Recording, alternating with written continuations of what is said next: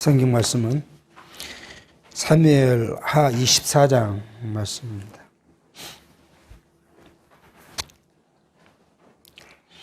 사무엘하 24장 1절 말씀부터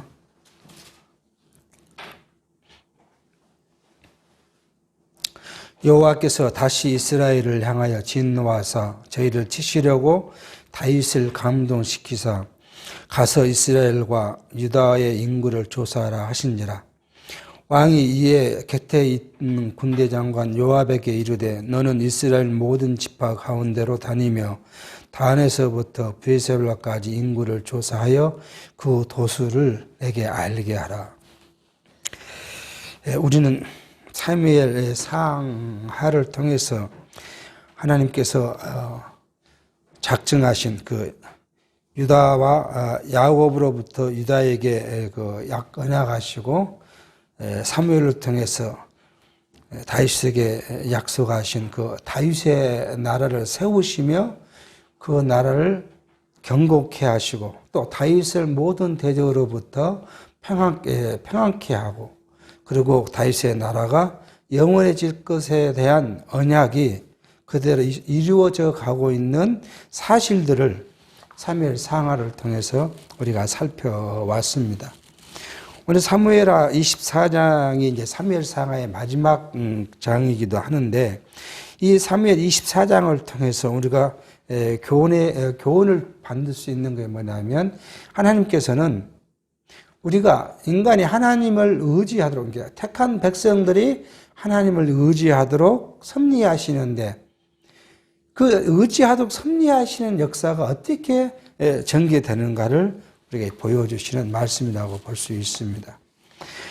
이 말씀이 이제 사무엘 상하에서는 제일 마지막 장에 이제 기록되어 있지만 역대기 상하를 봤을 때 우리는 이것이 이제 다윗 왕의 마지막 시기의 말씀이 아니라 다윗이 범죄한 이후에 바세바가 범죄한 이후에 암몬과의 전쟁하고 그 전쟁 그 무렵에 이 사건이 있었을 것으로 이제 봐집니다. 그러니까 이제 사무엘 상하는 의미적으로 성경을 이렇게 구성했다 그러면은 역사적으로 성경을 구성하는 역대기 상하는 역사적인 그 과정 속에 있기 때문에 시기적으로는 다윗의 제일 마지막 시기가 아니라 한참 번성하고 군대를 가지고 있고 힘을 통해서 이방 대적을 진멸하고 있는 그런 과정 속에서 다윗에게 교훈했던 말씀이라고 봐질 수 있습니다. 오늘 본문 앞장에 보면은 이 3장에는 다윗의 나라가 견고하고 강성했던 것을 이야기하면서 최초 제 머리에는 3인의 우두머리와 3인에 미치지 못한 또 3인의 우두머리와 그리고 31인의 군장들을 소개했던 말씀이 이 3장에 있고 24장에 지금 이 말씀을 하고 있는 걸 볼 수 있습니다. 이미 우리가 다른 역대기로 봤을 때 이 상황은 굉장히 앞에 있는 그 23장은 말씀이죠. 그러니까 그렇게 다윗의 나라가 번성하고 군대가 강성해질 때 또 지난 시간에도 말씀을 들었지만 다윗을 지키는 그 시위대가 12 반차로 나눠 있는데 한 반차가 사무엘상에서는 전체가 24,000으로 해서 한 반차가 1,200명으로 되어 있지만 또 역대기에서 다른 해석을 보면 한 반차가 24,000이라고 되어 있어요. 그럼 12반차는 28만 8천이라는 많은 군대가 시위병으로 있었고 그게 24,000이 한 달에 한 번씩 나와서 왕을 위하여 시위를 쓰고 한 달이 지나면 자기 생업으로 돌아가고 그렇게 돌렸던 것을 볼 수 있죠. 그러니까 다윗의 나라가 얼마나 강성했던 건가를 우리는 성경을 통해 찾아볼 수 있습니다. 그런 다윗에게 하나님께서는 오늘 이렇게 말씀합니다. 여호와께서 다시 이스라엘을 향하여 진노하사 저희를 치시려고 다윗을 감동시키사 가서 유다의 인구를 조사하라 했다. 이렇게 지금 말씀합니다. 그러니까 이 말씀을 보면 다윗이 자기가 생각해 내 나라가 군대가 얼마가 봐야겠다. 내가 전쟁을 하는데 인구가 얼마나 봐야겠다. 그런 마음을 갖고 인구를 조사했던 것이 아니라 하나님이 다윗을, 이스라엘과 다윗을 치시기 위해서, 여기서는 치시기라고 말했지만 교육하고 교훈하기 위해서 누가요? 다윗의 마음을 감동시켰다. 하나님의 다윗의 마음을 감동시켰다고 그렇게 성경은 이야기합니다. 근데 역대기에 가면 역대기 21장 1절에 보면 사단이 일어나 그러잖아요. 사단이 일어나 이스라엘을 대적하고 다윗을 격동케 하여 이스라엘을 계속케 하였다. 그렇게 이야기해요. 그러니까 결국 다윗이 이런 생각을 갖게 한 것은 뭐냐 그러면 다윗의 스스로가 아니라 뭐예요? 하나님께서 사단을 통해서 다윗의 마음을 변하게 했고, 그래서 다윗이 이 일을 벌였다. 이렇게 성경은 이야기합니다. 근데 성경 강론에서는 이 이야기를 주도적으로 한 이야기가 뭐냐면, 다윗이라고 이야기해요. 다윗이 자기 군대를 싸울 수 있는 군대가 몇 명인가를 확인해 보고자 하는 그런 것. 이런 일들을 다윗이 했다. 그래서 하나님이 다윗을 치시려고 하셨다. 이렇게 지금 강론집에는 주로 이렇게 설명하고 있는데, 우리는 본문 말씀을 그대로 이해해 보면 다윗이 그런 마음을 갖게 하신 게 아니라 하나님이 이스라엘 백성과 다윗을 교훈하기 위해서 이 일을 섭리하셨다. 이렇게 이제 전제하고 이 말씀을 살펴가야 될 것으로 봐집니다. 뿐만 아니라 주석에서는 이 일을 뭐라고요? 바로 앞에 이 3장 8절 이하에 여러 가지 사건이 있는 이후에 그렇게 지금 이야기하는 경우도 있습니다. 우리는 이제 성경신학적으로 보면 이걸 인간이 어떤 일을 계획하고 생각하는 것이 아니라 모두가 하나님의 작정과 섭리 안에 있다는 것을 우리가 생각해 볼 수 있는 것이죠. 그러니까 많은 신학들은 이렇게 이야기해요. 하나님은 인간의 자유의지를 말살하지 않았다. 하나님은 인간의 자유의지를 인간에게 얼마큼 남겨놨다. 그렇기 때문에 오늘 이것은 뭐냐 그러면 뭐가요? 다윗이 이렇게 생각을 하고 계획했다. 그렇게 이야기를 합니다. 근데 우리는 성경신학 우리 입장에서 보면 우리 인간에게 있는 것은 우리의 자유의지는 100% 우리가 갖고 있는 자유의지가 아니라 어디예요? 하나님의 작정과 계획에 종속된 자유의지라고 우리는 볼 수 있죠. 하나님이 그렇게 계획했고 그 계획을 인간에게 허락하심으로 우리는 그걸 생각하고 행동케 하신다 하는 것을 우리는 이 성경 신학적 입장에서는 해석해 볼 수가 있습니다. 그러므로 오늘 이 말씀이 하나님의 작정섭니다. 그런데 이제 이 말씀의 이제 기초에서 보면 다윗이 그런 마음을 갖고 누구에게요? 바로 옆에 있는 군대장관 요압에게 너는 이스라엘 모든 지파 가운데로 다니면 이제 최북단이죠. 이스라엘 영토의 최북단에서부터 브엘세바와 유다 남단까지 이르러서 사람을 쉬어라. 그렇게 지금 이야기를 하고 있습니다. 이 3절입니다. 요압이 왕께 고하되 이 백성은 얼마든지 왕의 하나님 여호와께서 100배나 더하게 하사 내 주 왕의 눈으로 보게 하시기를 원하나이다. 그런데 내 주 왕은 어찌하여 이런 일을 기뻐하시나이까 하되, 요압이 지금 왕의 명령을 듣고 왕에게 지금 증언을 한 것이죠. 왕이요. 하나님께서는 우리 백성이 지금 우리가 얼마인지 모르겠지만 이 백성보다 더 많이 필요하시면 하나님은 우리를 100배나 더 많게 하실 것입니다. 그런데 왜 왕은 사람 수를 씌우는 일을 기뻐하십니까? 라고 지금 증언을 하지 마십시오 하는 이야기입니다. 사람 수를 세지 마십시오. 요압의 왕의 명령을 탐탁지 않게 생각한 것이죠. 그래서 지금 이렇게 왕에게 증언을 합니다. 다시 말하면 왕의 하나님 여호와께서 이 백성을 지금의 백성 수보다 100배나 더 많게 하사 왕의 눈으로 보게 되시기를 원합니다. 그런데 내 주 왕께서는 사람의 수, 백성의 수를 의지하는 것을 왜 기뻐하십니까? 그렇게 지금 증언하면서 책망하는 말과 같습니다.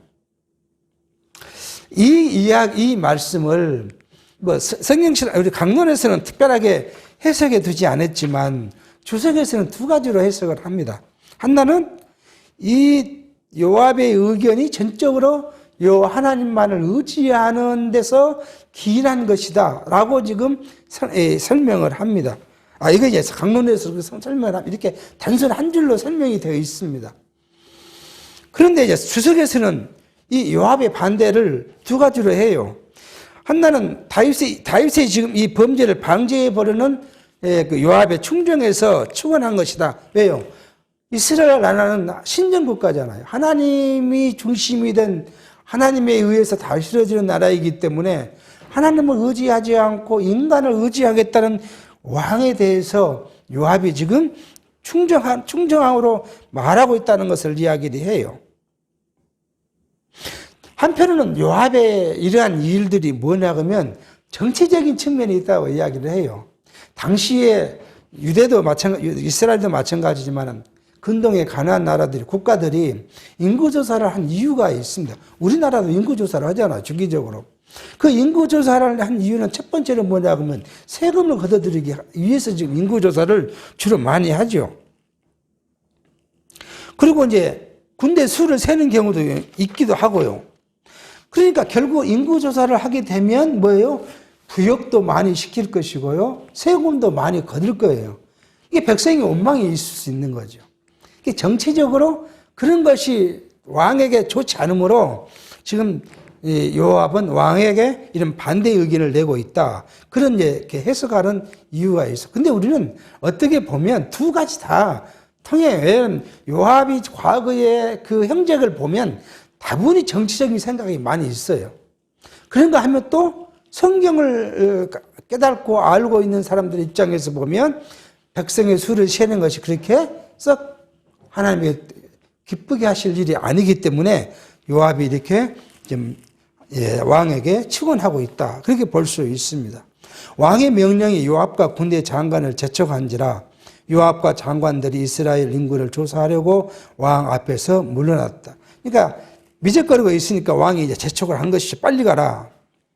자, 이제 요압과 그 군대 갑니다. 5절 요단을 건너 갓 골짜기 가운데 서급 알로엘 우편 곧 아셀 맞은편에 이르러 장막을 치고 기르앗에 이르렀고 다딤 후시 땅에 이르르고 또 다나안에 이르러서는 시돈으로 돌아서 두로 견고한 성에 이르고 휘 사람과 가나안 사람의 모든 성읍에 이르고 유다 남편으로 나와서 브엘세바에 이르니라. 자, 이들이 어디에 가 있냐 그러면 지금 인구조사를 하기 위해서 그 본부를 설치했는데 자, 여기가 지금 그 이 알로엘이죠. 알로엘 곧 아셀 맞은편이 어디냐 그러면 여기가 므낫세 지파고요. 이게 갓 지파잖아요. 그리고 여기 르벤 지파, 갓 지파, 므낫세 지파, 므낫세 반 지파가 이렇게 돼 있는데 이 요단 동편에 있는 성, 여기가 이제 야복강이 있죠. 야복강 언저리에 있는 성입니다. 여기가 이제 그 알로엘이고, 여기가 알로엘이고, 여기가 아셀이죠. 여기가 뭐죠? 닙나, 암몬이란, 닙바 암몬이라는 곳이 우리가 과거에 이 성을 암몬 사람들로부터 빼앗고 성을 다윗이 가서 빼앗던 성이죠. 여기에 지금 이 사이에 지금 본부를 지금 차렸다. 그래서 이 사람들이 어디로요? 이렇게 돌아서, 이거 단이잖아요. 단으로 돌아서 시돈, 원래 여기 시돈과 두로는 이스라엘 나라가 아니고 이스라엘의 속국이었죠.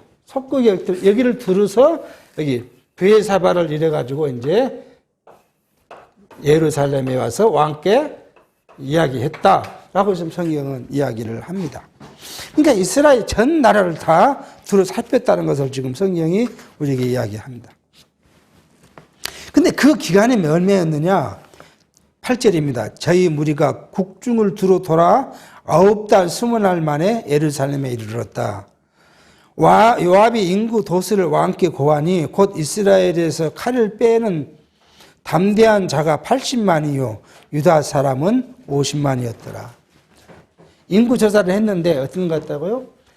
자, 이스라엘 11지파죠.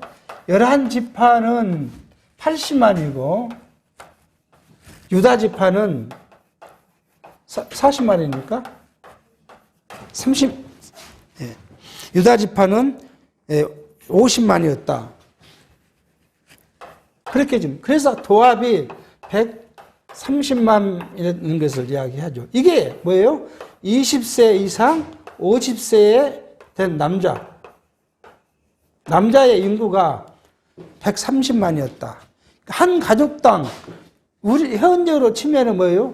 도박이 뭐 4를 한다면 얼마요? 벌써 이 인구가 520만이라는 인구죠. 이스라엘 민족이 520만이라는 인구가 지금 있었다. 이렇게 지금 보면 됩니다. 근데 이건 또 역대기하고 보면 인구 차이가 나요. 역대기에서는 이 병력이 110만이고 이게 47만으로 이렇게 나와요. 그러면 157만인데 130만으로 나오기 때문에 차이가 좀 있습니다. 근데 이것은 이유가 이제 이렇게 뭐예요? 여기는 순수 이스라엘 백성만 쉬었을 것이고 역대기에 나오는 인구는 뭐예요? 이스라엘에 거주하고 있는 이방인까지 다 세니까 인구가 늘어났을 것이다. 그렇게 이제 해석하는 사람이 있고 또 한 가지는 오늘 본문 보면은 요압이 건성으로 씌워요. 백성을. 그래서 어떤 일이 있었냐 그러면 이 베냐민 지파를 빼버려요. 요압이 이 뒤에 나올 겁니다. 베냐민 지파를 빼고 하기 때문에 실제로 세 보면 이렇게 인구가 늘어났을 것이다 라는 것을 이제 이야기를 합니다. 그렇게 이제 도합 130만이라는 인구를 왕에게 이제 알렸다. 10절입니다. 다윗이 인구 수를 조사한 후에 그 마음에 작정하고 여호와께 아뢰되 내가 이 일을 행함으로 큰 죄를 범하였나이다. 여호와의 의지에 간구하옵나니 종의 죄를 사하여 주옵소서. 내가 심히 미련하게 행하였나이다 하니라. 자기 그런 일을 보고를 받고 나서 다윗의 마음에 이제 다시 생각이 납니다. 자기가 뭘 했다고요? 내가 하나님 앞에 미련한 짓을 했다. 범죄했다. 내가 왜 이렇게 하나님을 의지하지 않고 인간을 의지하기 위해서 수를 셌는가? 그런 이야기를 지금 반성했다는 거잖아요. 이 다윗의 인구 조사한 후에 그 마음이 이제 가책을 받아서 이제 하나님께 자기 죄를 아뢰입니다. 보편적인 오늘날 우리 성도도 마찬가지죠. 우리가 어떤 육체의 욕망과 정에 이끌려서 육체의 행위를 하고 나면 할 때까지는 그것이 꽉 머리에 잡혀 있으니까 그 행위에 대해서 우리가 잘 돌아보지는 못하죠. 근데 그러한 것을 또 하고 난 뒤에 보면 그때 이제 우리가 문득 내가 하나님 앞에 내 육체대로 행동했구나. 육체의 욕망을 만족시키려고 내가 하나님을 잊어버렸구나 하는 생각을 갖게 됩니다. 그때 우리가 이제 가책을 받고 하나님께 회개하지요. 이게 다윗도 똑같은 우리 이 성장을 갖고 있는 사람이었기 때문에 비슷한 과정을 걷기도 합니다. 그래서 자기가 낮아져서 자기 하나님께 회개하면서 자기를 용서해 달라고 이야기합니다. 11절입니다. 다윗이 아침에 일어날 때 여호와의 말씀이 다윗의 선견자 된 선지자 가드에게 임하여 가로사대 가서 다윗에게 말하기를 여호와의 말씀에 내가 내게 세 가지를 보이노니 너는 그 중에서 하나를 택하라. 내가 그에게 그것을 내게 행하리라 하셨다 하라. 가시 다윗에게 이르러 고하여 가로되 왕의 땅에 7년 기근이 있을 것이니까 혹시 왕의 대적에 쫓겨 석 달을 그 앞에서 도망하실 것이니까 혹시 왕의 땅에 3일 동안 온역이 있을 것이니까 왕은 생각하여 보고 나를 보내신 이에게 대답하소서. 하나님께서는 다윗을 책망하기 위해서 선지자 갓을 보냈습니다. 이게 선견자라는 말은 이상을 보다 그 말입니다. 그러니까 이 갓이 선지자이기는 한데 이 갓이 뭘 봤다고요? 하나님의 이상을 봤다는 거죠. 이상을 보고 다윗에게 가서 지금 고합니다. 하나님이 다윗에게 말하기를 이렇게 이야기하면 세 가지를 벌하시겠다는데 그중에 한 가지를 택하시라고 합니다. 하나는 7년, 이 땅에 7년 기근이 있을 것이고, 하나는 왕이 다른 대적으로부터 한 달간 이 쫓겨 도망 다녀야 되고, 석 달을 쫓겨 다녀야 되고, 하나는 3일 동안 이 땅에 온역이 있을 것입니다. 라고 지금 셋 중에 하나를 이야기합니다. 다윗은 이렇게 말합니다. 다윗이 갓에게 이르되 내가 공경에 있도다. 여호와께서 궁일이 크시니 우리가 여호와의 손에 빠지고 내가 사람의 손에 빠지지 않기를 원하노라. 이에 여호와께서 그 아침부터 정하신 때까지 온역을 이스라엘에게 내리시니 다음부터 브에세바까지 백성의 죽은 자가 7만이니라. 천사가 예루살렘을 향하여 그 손을 들어 멸하려 하더니 여호와께서 이 재앙 내림을 뉘우치사 백성을 멸하는 천사에게 이르시되 족하다. 이제는 내 손을 거두라 하시니 때에 여호와의 사자가 여부스 사람 아라우나의 타작마당 곁에 있는지라. 다윗이 백성을 치는 천사를 보고 곧 여호와께 아뢰어 가로되 나는 범죄하였고 악을 행하였사거니와 이 양 무리는 무엇을 행하였나이까? 청컨제 주의 손으로 나와 내 아버지 집을 출소하니라. 하나님께서는 다윗의 이대로 이제 3일간 온역을 쳤는데 단에서 브에세바까지 그날 3일간 죽은 자가 7만에 이르렀다. 그러면 이것도 가벼운 징계가 아니죠. 그러나 다윗의 심정은 뭐예요? 사람으로부터 받은 것, 자기가 석 달 동안 왕을 도망가야 된다는 것, 그건 이미 사울 왕 시대에 자기가 수년 동안 도망 다녔던 경험을 생각해 보면 그걸 택하기 참 쉽지 않죠. 그리고 이 기근은 이스라엘 백성들에게서 기근이라는 것은 아주 하나님의 심한 징계로 보통 징계이죠. 그러니까 그렇지 않고 그냥 3일간 하나님의 손에 당하는 징계를 받겠다고 지금 이야기합니다. 자, 그런데 이 천사가 어디에 있었다고요? 오늘 보니까 아우나 타작마당에 있었다. 그렇게 이제 말합니다. 자, 여기서부터 우리는 이제 오늘 본문의 내용이 왜 여기 끝에 이렇게 되어 있을까 하는 생각을 이제 하게 됩니다. 왜냐하면 이 타작마당은 뭐냐 그러면 아브라함이 자기 아들 이삭을 데리고 가서 하나님께 제사했던 모리아 산이에요. 이 타작마당이. 그리고 여기가 뭐냐 그러면 나중에 솔로몬이 성전을 짓는 성전터예요. 그러니까 사무엘 상하를 끝낸 무렵에 이미 하나님은 다윗에게 약속하실 때 자기가 다윗이 하나님의 성전을 짓고자 했지만 하나님은 너가 너무 많은 피를 흘렸으므로 너를 통해서 하나님이 성전을 짓는 것이 아니라 내가 낳은 자식을 통해서 하나님께서 성전을 짓겠다고 약속을 하셨죠. 그러면 하나님은 자연스럽게 다윗이 역사의 뒷장을 물러갈 쯤 되면 뭐가 나와야겠어요? 그 성전에 관한 것이 당연히 나와야 될 것으로 우리가 봐지지 않습니다. 그러니까 결국은 이 모리아산, 이 타작마당이 어떠한 의미를 갖고 있는가를 이제 바로 이 다음으로 옮겨가 볼 수가 있을 것 같습니다. 여부스 사람 아르무 타작마당은 뭐냐 하면 여기 유다가 여기 이스라엘이죠. 예루살렘이 이렇게 지금 반은 유다고 반은 어디요? 베냐민 지파예요.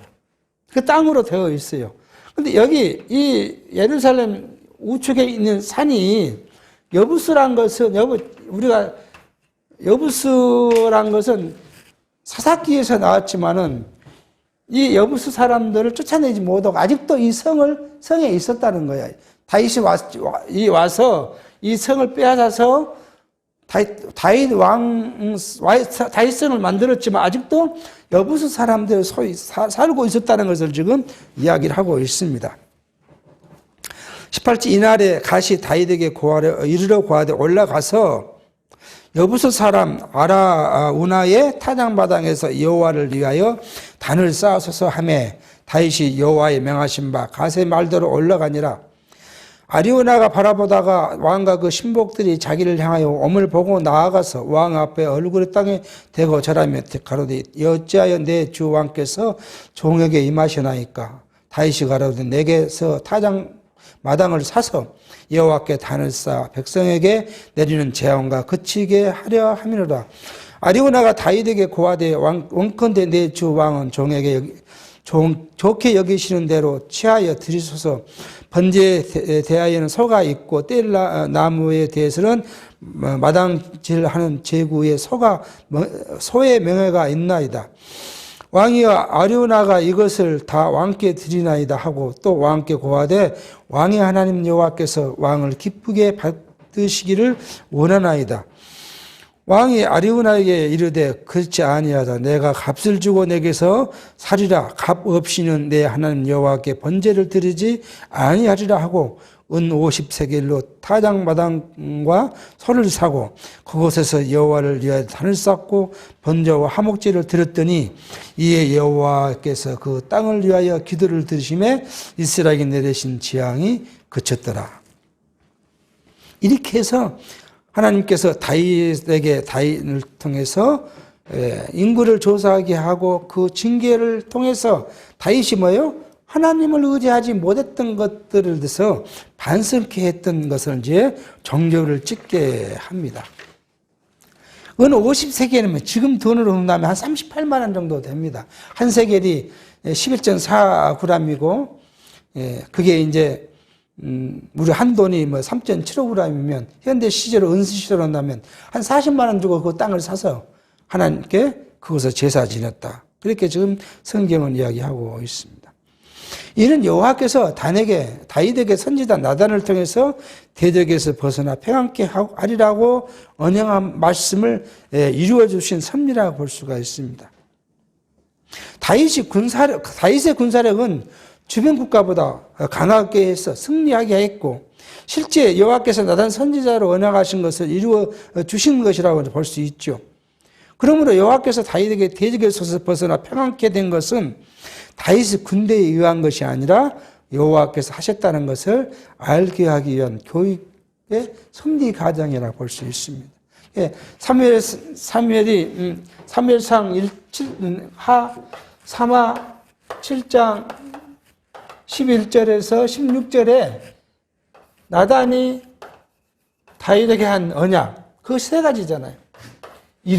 다윗의 이름을 존귀케 할 것이고 대적의 모든 대적으로부터 평안케 할 것이고 그 나라 경고하며 다윗의 위가 영원할 것을 약속하신 대로 이 하나님께서 이렇게 하셨다. 다윗이 뭐 능력이 좋고 강해서 한 것이 아니라는 것을 오늘 본문 말씀에서도 지금 설명해 주고 있는 말씀을 볼 수가 있습니다. 우리는 우리에게 주신 하나님께서 그 언약은 하나님의 언약, 그죠? 이 하나님의 언약의 성취는 그냥 되는 것이 아닌 걸 볼 수가 있어요. 하나님의 언약의 성취는 뭘 통해서요? 우리에게는요. 다윗에게는 시련을 통해서 하나님의 언약이 성취된다는 것을 계속 알게 하십니다. 그냥 기름 부었고 기름 부은 대로 시간이 간 다음에 왕이 세웠으면 좋은데 기름 부은 후에는 전쟁터에 나가서 골리앗을 죽이게 하시더니 그때부터 뭐예요? 왕의 미움을 사서 계속 도망을 다니게 하시죠. 그러니까 하나님 우리를 사랑하신다는 거, 이걸 그냥 놔두지는 않으죠. 항상 우리에게 시련과 공고를 통해서 하나님이 우리를 사랑하신다는 걸 알게 하십니다. 또 하나님께서는 우리 성취를 하는데 이런 시련이 뭐예요? 범죄와 무관하다는 거예요. 다윗이 이 시련을 당한 이유가 다윗의 범죄는 무관하다. 오늘 보면 1절, 2절이 딱 그렇게 이야기하잖아요. 하나님이 다윗과 그 이스라엘 나라 치기 위해서 다윗의 마음을 감동시켰다. 사단을 보내갖고 다윗의 마음을 격동시켰다. 그렇게 생각하게 하신다는 거예요. 다윗이 범죄했으니까 이런 징계를 내린 것이 아니라 이스라엘 백성으로 하여금 또 다윗 왕으로 하여금 하나님만을 의지하도록 하나님이 하셨다는 것을 알게 하시기 위해서 하나님께서 작정하신 대로 범죄와 무관하다는 거예요. 오늘 현대 교회가 꼭 사람에게 시련이 오면 뭐를 해요? 죄를 갖고 오죠. 혹시 우리 하나님께 범죄한 일이 죄진 것이 있느냐? 회개해라. 그것이 참 말하기 쉬운 거예요. 가장 말하기 쉽고 또 그렇게 해야 상대가 뭐예요? 두려운 마음을 가져요. 하나님 우리 이것 때문에 주시진 않아요. 하나님은 이 범죄하는 것까지도 뭐예요? 하나님 우리를 그것에 하나님 밀어 넣어요. 왜요? 하나님의 사랑을 깨닫게 하기 위해서. 그리고 시간이 되면 회복해요. 하나님의 언약 성취는 우리를 하나님 나라의 백성으로 성취해 가시는데 그거와 관계없이 우리는 하신다 하는 것을 이제 그 다음에 마지막으로 하나님의 언약 성취는 뭐예요? 영원한 것이에요. 일시적인 것이 아니라 영원한 하나님의 언약 성취예요. 다윗의 나라를 언제까지 약속하신 것이 뭐예요? 유다에게 신뢰가 오실 때까지 그 기간이 2000년, 1000년, 2000년이면 굉장히 긴 시간이죠. 그 동안에 하나님은 다윗의 나라를 경고케 해요. 그 이유가 영원토록 그 영원한 것이다. 이것에 대한 건 뭐예요? 그리스도에 대한 모형적 예표다는 것을 우리가 알게 됩니다. 그러기 위해서 하나님은 우리를 통하여 섭리해 가신다. 이것을 우리가 깨닫고 이런 사실을 다윗이 깨닫고 여호와의 은혜의 영광을 영원한 영광을 찬송케 하시는 하나님의 섭리 역사, 이것이 사무엘 상하라는 겁니다. 사무엘 상하를 준 이유, 사무엘 상하의 목적이 뭐예요? 다윗 나라. 사무엘 상하가 큰 제목은 뭐죠? 사무엘 상하가 하나님께서 다윗의 나라라. 이 나라가 뭐예요? 언약이죠. 언약된 다윗의 나라를 세우신 후에 이 나라가 어디까지요? 실로가 오실 때까지 보호하실 것에 대한 약속, 그 과정을 말씀하고 있다. 이것은 결국 오늘 우리에게 어떤 영향을 주냐는 이야기죠. 하나님께서 창세전 우리를 예정하신 대로 우리를 부르셨고 약속하신 대로 영원한 그 나라까지 우리를 인도해 가실 것이란 거예요. 사람에 따라서는 형통함을 주시기도 하고 공고함을 주시기도 하고 시련을 주시기도 하고 시련의 승리를 주시기도 합니다. 근데 우리는 시련을 당하고 공고함을 당하면 낙심하게 되고 형통함을 주면 뭐예요? 내가 잘난 것처럼 기뻐하고. 근데 성경은 그것이 아니다. 하나님께서 내게 시련도 주시고 공고도 주시고 형통도 주시고 모두가 다 우리를 통해서 뭐 하게요?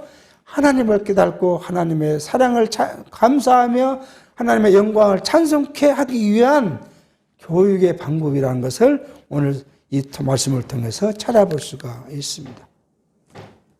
자, 그러면 이제 마지막 우리는 단계에서 우리는 뭘 이제 하면 살펴봐야 되냐 그러면 이 하나님께서 구약 역사를 보면 이제 곧 우리가 향후에 공부해야 할 말씀도 그 안에 있습니다만은 자, 여기까지 이제 여기가 사무엘상 3하를 우리가 이렇게 공부를 했다면요. 다음에 11기 상하가 있을 것이고요. 그 다음에 역대기 상하가 있을 것이고 쭉 역사 과정이 있게 됩니다. 여기서 우리가 무엇을 우리가 이제 성경에서 계속 발견할 수 있냐 그러면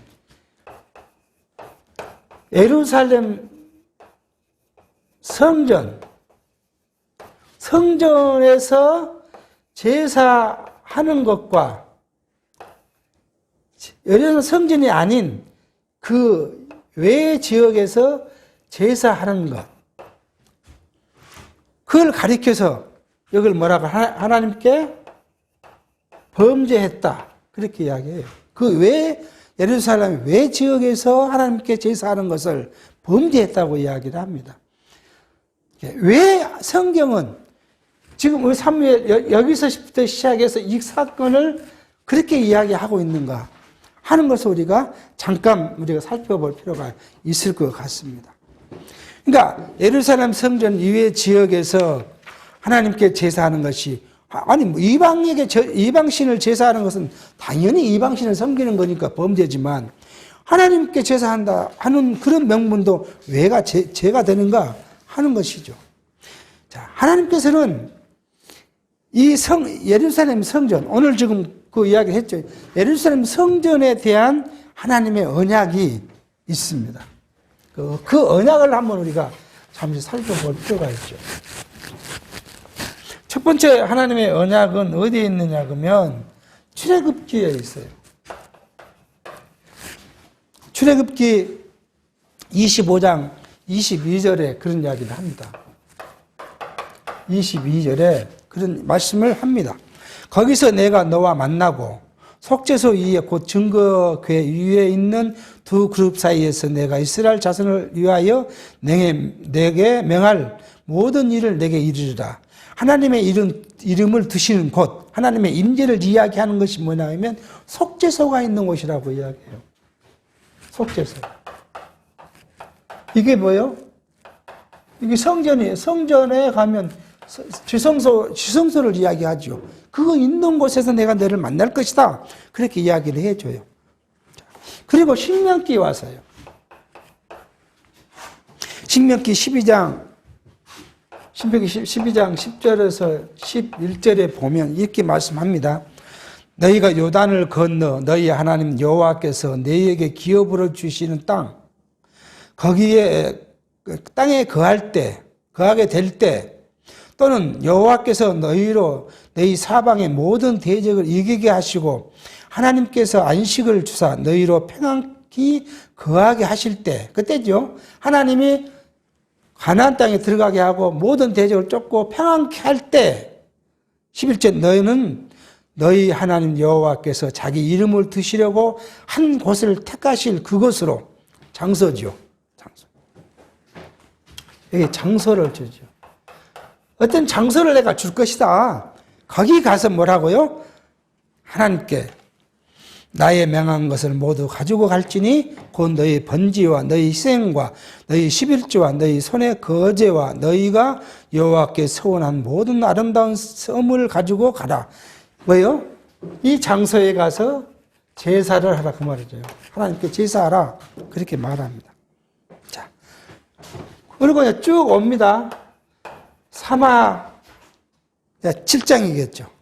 7장 1절 이하에 그렇게 말한다. 13장을 제가 한번 13절을 보면 이렇게 말합니다. 다윗이 이제 여호와 전을 이제 짓겠다고 하나님 그런 이야기를 하니까 13절 저는 내 이름을 위하여 집을 건축할 것이요 그 나라 일을 영원히 건축하게 하시다. 여호와께서 자기 이름을 위해서 그 집을 건축하게 할 것이라고 이야기를 하면서 왕상 이거 완전히 장소를 선택하십니다.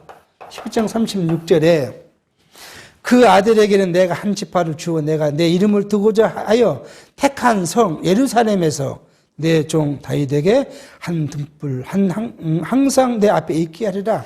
여기에 예루살렘이라는 것을 딱 명시해 줘요.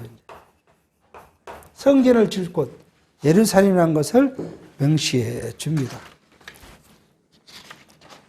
자, 그리고 역대기야 6장에 보면요. 역대기야 6장에 보면 6장 5, 6절에 보면 6절에 이렇게 말합니다. 예루살렘을 택하여 내 이름을 거기 두고 또 다윗을 택하여 내 백성 이스라엘을 다스리게 하였노라 하시니라. 그렇게 이야기해줘. 또 사무엘하 24장에 쭉 가면 18절에 이날에 가시 다윗에게 이르러 오늘 말씀이죠. 고아대 올라가서 여부서 사람 아라우라의 타작마당에서 여호와를 위하여 단을 쌓아서 했다. 그리고 쭉 가서 25절에 그곳에서 여호와를 위하여 단을 쌓고 번제와 화목제를 드렸더니 이에 여호와께서 그 땅을 위하여 기도를 들으심에 이스라엘에게 내리신 재앙을 그쳤다. 그렇게 하시고 그리고 이제 솔로몬 성전 건축을 이야기하죠. 자, 솔로몬 건축을 이제 역대하 3장 1절에 이렇게 말합니다. 솔로몬이 예루살렘 모리아 산에 여호와의 전 건축하기를 시작하니 그것은 전에 여호와께서 아비 다윗에게 나타나신 것이고 여부스 사람 오르난의 타작마당에 다윗이 정한 것이다. 그렇게 해서 오늘 본문의 오르나의 타작마당과 이 결국 여호와의 성전을 짓는 것으로 연결되어 있는 것을 볼 수 있습니다. 그리고 이제 솔로몬이 왕상 8장 17절에 건축을 하지요. 왕상 8장 20절에 내가 여호와의 허하신 대로 내 부친 다윗을 대신하여 일어나서 이스라엘을 위해 안고 이스라엘 하나님 여호와의 이름을 위하여 전을 건축했다. 그리고 역대하 7장 12절에 밤에 여호와께서 솔로몬에게 나타나서 이르시되 내가 이미 내 기도를 듣고 이곳을 택하여 내게 제사하는 전을 삼았으니 이곳에서 하는 기도에 내가 눈을 들고 귀를 기울이니 이는 내가 이미 이 전을 택하고 거룩하게 하여 내 이름을 여기 영영히 있게 하였습니다. 내 눈과 내 마음이 항상 여기 있으리라. 그리고 마지막 대하 33장 4절에 또 그는 주님께서 일찍이 내가 예루살렘 안에 내 이름을 길이 두겠다고 하신 말씀 주의 성전 안에도 그렇게 하고 그러니까 이 예루살렘 성전이 결국 하나님께서는 그곳을 이 애굽에서 나올 때부터 시작해서 점진적으로 밝혀줘서 역대기 11기상 역대기 하에서는 그 성전이 누구를요? 백성을 만나는 속죄소, 성전이라는 것을 명시해줘. 그러므로 뭐 되겠어요? 이 예루살렘 성전이 아닌 이외에 가서 드린 제사는 다 하나님께 범죄했다. 그러면 어떻게 했다고요? 여기요.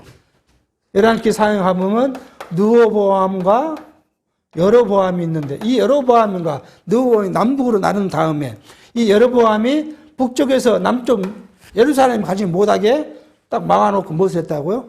베델과 단에 산당을 짓고 거기 뭘 만들었어요? 금송아지를 먹고 이것이 하나님이다. 우리를 애굽에서 인도해낸 하나님이라고 이야기하면서 제사하게 했다. 그것이 뭐였다고요? 성경에 이 이후로 두고 뭐라고요? 여로보암의 길로 행했다. 이렇게 이야기해요. 이게 이 범죄를 행한 것이 우상을 숭배하는 것이 뭐라고요? 여로보암의 길이라고 두고 성경은 이야기하고 있는 말씀을 볼 수가 있습니다. 그러니까 오늘날 만약에 현대 교회가 뭘 이야기한다면요. 구약을 이해하고 제사를 이야기한다면 어디로 가야 돼요? 예루살렘 성전으로 가야 돼요. 한국에서 들은 성전이라고 했죠. 우리 서울 가면 뭐 여기는 자료 없지만 서울 가면 크게 지어놓고 동부 성전, 남부 성전 그렇게 지는 데 있어요. 뭐 어느 교회라 이래 가면 또 그러니까 그런 교회 있잖아요. 그 교회가 동서남북에다가 요즘에 그 뭐라고요? 뭐 이 분당을 한 거죠. 분당. 성전을 분당한 거예요. 여의도에 있는 것만 한 것이 아니라 동쪽도 있고 북쪽도 서쪽 남쪽이 있게 하고 뭐 동부 성전, 남부 성전 하는데 그 성전에 제사를 지내면 뭐예요? 여로보암의 길로 간 거예요. 자기 성전이라고 이름을 붙여갖고 거기서 제사를 지낸다 그러면 그건 여로보암의 길로 간 거예요. 왜요? 예루살렘에 가서 제사를 지내지 않기 때문에. 우리는 그건 여기를 성전이라 하지 않잖아요. 그냥 우리가 보는 예배당이죠. 요즘은 교회에 그러지만 사실 우리는 과거 생각해 보면 우리 어렸을 때는 무슨 교회 예배당 그렇게 해서 간판을 썼어요. 지금은 교회라고만 쓰고 예배당 잘 안 쓰지만은 결국 우리의 시각은 예배당이죠. 하나님께 예배하는 그냥 모이는 건물이지 특별한 의미가 없죠, 교회가. 이 유형의 것이. 그런데 아직도 이걸 뭐라고요? 성전이라고 이야기한다 그러면 예루살렘 성전에 가서 제사를 지내야죠. 왜요? 하나님께서 지정한 곳이니까. 이곳 외에는 절대 안 된다고 지정했으니까. 예배, 제사 지내러 가려면 양 잡고 소 잡아가서 어디로요? 예루살렘에 가서. 근데 예루살렘 성전은 지금 제사 안 지내는데요. 누구한테 뺏겨갔고요? 이스라엘에 뺏겨갔고요. 그러니까 통곡의 벽이 있는 거예요. 거기 안에 들어가서 제사를 못하기 때문에 유대인들이 어디 가서요? 성전 벽에 가갖고 그 통곡의 벽이잖아요. 자기들이 이렇게 된 것에 대한 울면서 회개하는 것이 통곡의 벽이에요. 그러니까 우리가 성경을 바르게 이야기하면, 바르게 알면 쓸데없는 이런 이야기를 할 필요가 없게 된 것이죠. 그래서 우리는 앞으로 이제 11기를 갈 것인데, 이후에 항상 범죄하고, 예루살렘에서 제사하지 않고 그의 제사하는 그런 일들을 하나님이 책망하실 때 뭐예요? 여로보암의 길로 갔다. 그렇게 계속 이야기를 하십니다. 이게 얼마나 중요한 것인가를 유대인에게는 알게 하신 것이죠. 오늘 우리의 성전은 어디예요? 하나님을 모시고 있는 우리 마음. 이게 이제 바르게 해석되어져야 할 부분이 아닌가 생각합니다. 기도하겠습니다. 하나님 아버지, 오늘 사무엘 상하를 통해서 하나님께서 언약하신 대로 다윗의 나라를 세우셨고, 그리고 다윗에게 약속하신 대로 그 나라가 영원하도록 섭리하신 과정을 살펴왔습니다. 이 모두가 다윗의 힘으로 되어진 것이 아니라 하나님의 능력과 하나님의 권능과 하나님의 작정이 성취되었다는 사실들을 통하여 우리가 하나님께서 하심을 깨닫게 하십니다. 또 우리를 통하여서 하나님의 영원한 나라를 세워가실 것인데, 그것 또한 하나님이 언약하신 대로 성취될 것이고, 우리는 그 나라의 백성으로서, 하나님 나라의 백성이 된 자로서 하나님께 찬양하며 찬송하며 살 것과, 그 몸된 교회의 지체가 되어진 것과, 왕같은 재산이 되어진 것과, 영원한 하나님 아버지의 양자의 영을 받은 아들이 되어졌던 것을 우리가 생각하면서 하나님의 영광에 찬송케 하시고 하나님의 사랑에 감사하는 우리의 삶이 되어지도록 인도해 주시옵기를 바라옵고 예수의 이름으로 기도하옵나이다. 아멘.